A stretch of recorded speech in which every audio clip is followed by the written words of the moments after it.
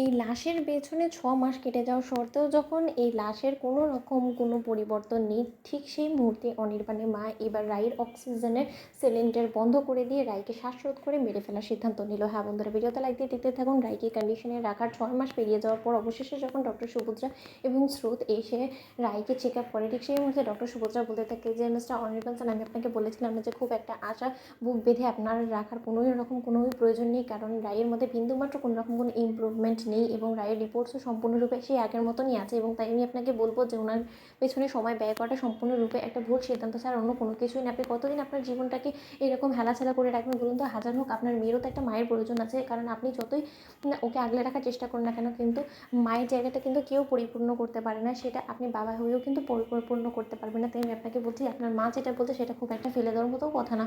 অন্যদিকে অনির্বাণ বলতে থাকে যে ডক্টর, আপনার যে কাজের জন্য এখানে এসেছেন সেই কাজটা নিশ্চয়ই হয়ে গিয়েছে, এবার আপনি আসতে পারেন। অন্যদিকে স্রোত বলতে থাকে যে অনির্বাণ দা, আন্টি যখন কোনো মতেই তোমার এই সিঙ্গেল লাইফ নিয়ে আর কোনো রকম কোনো ওয়েট করতে চায় না, তুমি বরঞ্চ রাই দিদিভাইয়ের শেষ চিহ্নটাকে আমার হাতে তুলে দাও, আমরা ওকে বড় করে নিতে পারবো। তুমি বরঞ্চ নিজের জীবনটাকে গুছিয়ে নেওয়ার কথা ভাবো এবং তার পাশাপাশি আমাদের বাড়িতে না হয় রাই দিদিভাইকে শিফট করে দাও, কারণ আমি খুব ভালো করে জানি যেই আসুক না কেন সেই নিশ্চয়ই রাই দিদিভাইকে এই হালে দেখে ভয় পাবে এবং মেনে নেবে না।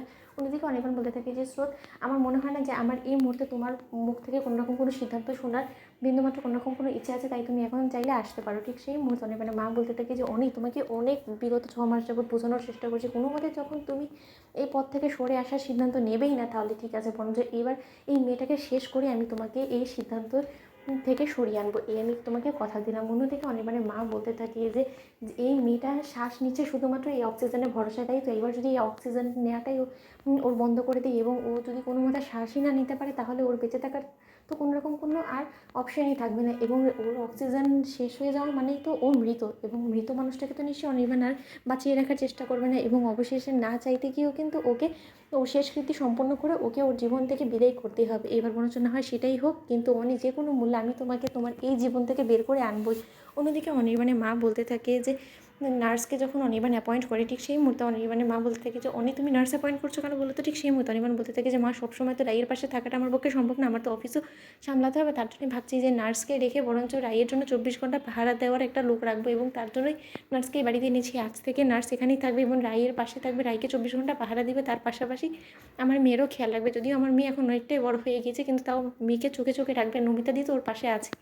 অন্যদিকে অনির্বাণের মা বলতে থাকে যে সর্বনাশ করেছে, এই নার্সটা যদি ২৪ ঘন্টা রাইয়ের পাশে বসে থাকে তাহলে আমি আমার কাজটা কী করে সম্পন্ন করবো? যে করেই হোক না কেন অনির্বাণের অনুপস্থিতিতেই আমার এই কাজটা সেরে ফেলতে হবে এবং নমিতাকে আমি হ্যান্ডেল করে নিতে পারবো, কিন্তু এই নার্সটাকে যে কাজ বুঝিয়ে দিয়ে গেছে সেই কাজ থেকে ওকে কী করে সরাবো? তো বন্ধুরা, লাইক কমেন্ট শেয়ার করে সাবস্ক্রাইব করতে ভুলো না।